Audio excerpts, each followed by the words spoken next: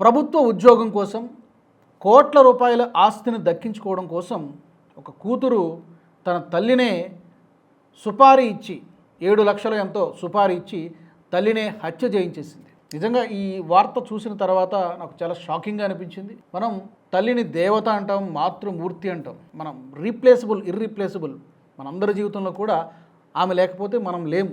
మరి అలాంటిది ఇలాంటి దారుణమైనటువంటి సంఘటనలు ఈ మధ్యకాలంలో నిజానికి ఎప్పటి నుంచో జరుగుతూ ఉన్నాయి. గడిచిన 2-3 నెలల్లో ఈ 2026 సంవత్సరంలో ఇలాంటి సంఘటనలు ఇంకా ఎక్కువ పెరిగిపోతున్నట్టుగా కనబడుతోంది. ఈ సంఘటన కన్న తల్లిని హత్య చేయించినటువంటి కూతురు. కారణం ఏంటంటే ప్రభుత్వ ఉద్యోగము, ఆమె ఉద్యోగం కావాలి, తర్వాత ఆమె పేరు మీద ఉన్నటువంటి ఆస్తిపాస్తులు, కోట్ల రూపాయలు విలువ చేసేటువంటి ప్రాపర్టీస్, వాటి కోసం ఆమెని బంధువులతో కలిసి, కొంతమంది ఆమె బంధువులతో కలిసి 7 లక్షలు ఎంతో ఒక కాంట్రాక్ట్ కిల్లర్కి సుపారీ ఇచ్చి ఆమెని హత్య చేయించేసింది. సరే, చివరికి అది పోలీసులకి తెలిసిపోయింది, ఆమెను అరెస్ట్ చేశారు.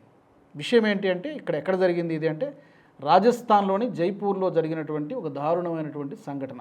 ఆమె పేరు 23 సంవత్సరాల ఆయుషి శర్మ. 23 సంవత్సరాల ఆమె వయస్సు.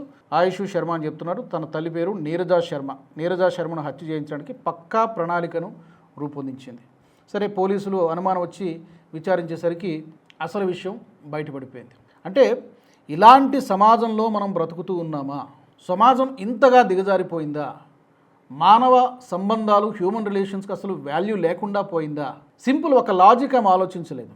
ప్రభుత్వ ఉద్యోగం కష్టపడితే ఒక అటెంప్ట్లో రాకపోయినా నెక్స్ట్ అటెంప్ట్లో రావచ్చు, తెచ్చుకోవచ్చు.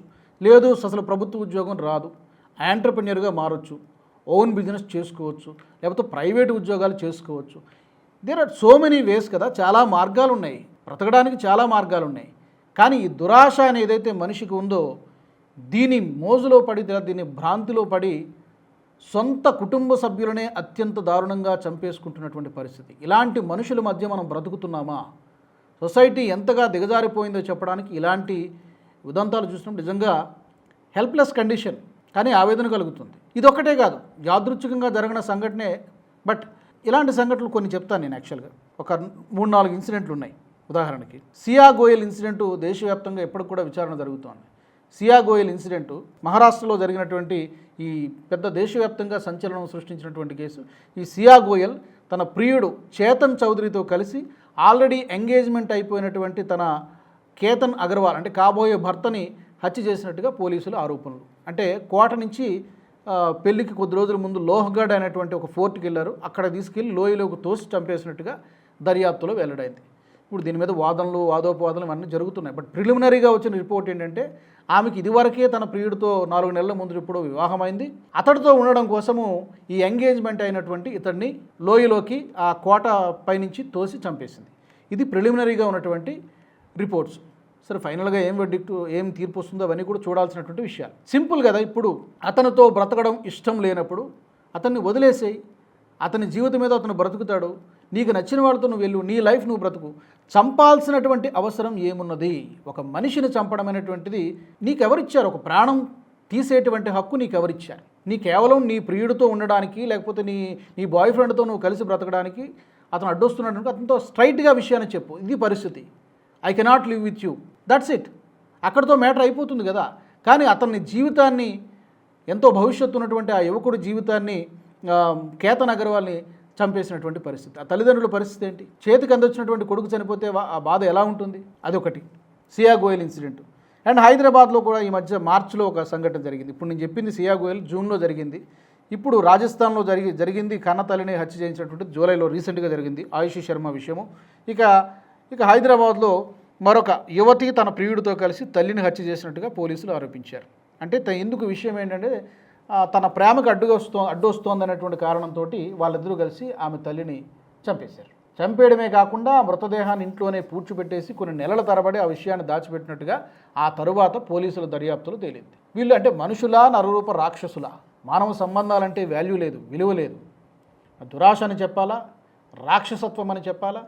పోనీ ఇన్ని కళ్ళ ముందు ప్రతిరోజు ఇన్ని సంఘటనలు జరుగుతున్నాయి. ప్రతిరోజు లేదా వారానికి ఒకసారి, 10 రోజులకు ఒకసారి ఇలాంటి సంఘటనలు న్యూస్ పేపర్స్లో చూస్తున్నాం, టీవీ ఛానల్లో చూస్తున్నాం. ఇవి చూసినప్పుడైనా కొంచెం స్పృహ ఉండాలి కదా. ఇది చేసి మనం తప్పించుకోగలుగుతామా? మన భవిష్యత్తు ఏంటి? మనం సంతోషంగా ఉండగలుగుతామనేటువంటి ఆ స్పృహ ఎందుకు లేకుండా పోతుంది? సరే, నైతిక విలువలు ఎలాగూ లేవు. కనీసం చట్టానికి భయపడైనా, పోలీసులకు భయపడైనా, కోర్టులకు భయపడైనా ఇలాంటి తప్పు చేయకుండా ఉంటున్నారంటే ఆ మత్తులో మరి ఏం చేస్తున్నారో తెలియదు. మొత్తానికి ఇలాంటి సంఘటనలన్నీ కూడా అసలు భయం లేకుండా, మోరల్ వాల్యూస్ లేకుండా సమాజం తయారవుతున్నట్టుగా కనబడుతుంది. ఇంకొక కేసు తెలంగాణలో ఆస్తి వివాదానికి సంబంధించి ఫిబ్రవరిలో జరిగింది. ఇది ఒక ఉమెన్ అడ్వకేట్, స్వప్న కుమార్ అయినటువంటి ఉమెన్ అడ్వకేట్ని ఆమెను చంపేశారు. ఒక భూ వివాదం నేపథ్యంలో ఆమె సొంత అన్నయ్యో తమ్ముడో, ఓకే, ఇది ల్యాండ్ డిస్ప్యూట్, మరికొందరితో కలిసి దాడి చేసి ఆమెను చంపేశాడు. అంటే అన్నాచెల్లెలు చంపేసుకుంటున్నారు. ఇంకొకటి కరీంనగర్లో పరువు హత్య కేసు. ఈ మధ్య మియాపూర్లో ఇంకొక ఇన్సిడెంట్ జరిగింది. దుబాయ్లో ఎక్కడో తన భర్త ఉంటే ఈమెకి ఇక్కడ ఇంకొకరితో ఇల్లిసిట్ రిలేషన్షిప్ పెట్టుకుని అతడు వచ్చిన తర్వాత వీళ్ళిద్దరూ కలిసి ఆమె భర్తను చంపేశారు. మేడ మీద నుంచి చంపేయడానికి ప్రయత్నం చేశారు. చనిపోయాడు నిజానికి తర్వాత హాస్పిటల్లో ట్రీట్మెంట్ తీసుకుంటూ. సో ఇలాంటి ఉదంతాలు ఈ మధ్యకాలంలో చాలా ఎక్కువైపోయినాయి. మానవ సంబంధాలకు విలువ లేకుండా పోతోంది. డబ్బు చుట్టూనే మానవ సంబంధాలన్నీ కూడా తిరుగుతున్నాయా? ఆస్తి కోసం ఏమైనా చేయొచ్చా? ప్రాపంచిక సుఖాల కోసం ఏమైనా చేయొచ్చా అనేటట్టుగా కనబడుతున్నారు. కొన్ని చివరికి ఏమైనా గెయిన్ అవుతున్నారంటే తీరా వెళ్ళి జైల్లో కటకటాల వెనక్కి వెళ్ళి ఊచలు లెక్క పెడుతున్నటువంటి పరిస్థితి. పోలీసులు కనుగొంటున్నారు తప్పు చేసినవాడు ఎంతో కాలం తప్పించుకోలేడు. కాబట్టి ఇలాంటి కేసులు చూసినప్పుడు ప్రేక్షకులు చెప్పాల్సింది ఏంటంటే ఈ సందర్భంగా కఠినమైనటువంటి శిక్షలు అమలు చేస్తే సరిపోతుందా, లేకపోతే ఓవరాల్గా మైండ్ సెట్టే మారాల్సినటువంటి అవసరం ఉందా? చట్టాలు ఇప్పుడు ఉన్నాయి, గతంలో కూడా ఉన్నాయి. కానీ ఎందుకు రోజు రోజుకి ఇలాంటి కేసులు ఎక్కువైపోతున్నాయంటే మైండ్ సెట్ మారాల్సినటువంటి అవసరం ఉన్నది. కౌన్సిలింగ్ చేయాలా, ఏం చేస్తారో ఇది ఒక పెద్ద క్వశ్చన్ మార్క్. దీని గురించి 1,00,000 కారణాలు ఉంటాయి. మరి మీకేమనిపిస్తుంది? ఇలాంటి ఇన్సిడెంట్ల గురించి మీరు చూసినప్పుడు ఏమనిపిస్తుంది? దీనికి పరిష్కారం ఏంటని మీరు అనుకుంటున్నారో తప్పకుండా కామెంట్ సెక్షన్లో పెట్టండి. ఈ వీడియో మీకు నచ్చినట్టయితే లైక్ చేయండి, 10 మందికి షేర్ చేయండి. అలాగే కామెంట్ల రూపంలో మీ అభిప్రాయాలను మాతో పంచుకోండి. Nationalist hub group of channels ను సబ్స్క్రైబ్ చేసుకుని తెలుగునాట జాతీయవాద జర్నలిజాన్ని ప్రోత్సహించండి. ఈ వీడియో కింద ఉన్న బెల్ ఐకాన్ పై క్లిక్ చేయడం మర్చిపోవద్దు.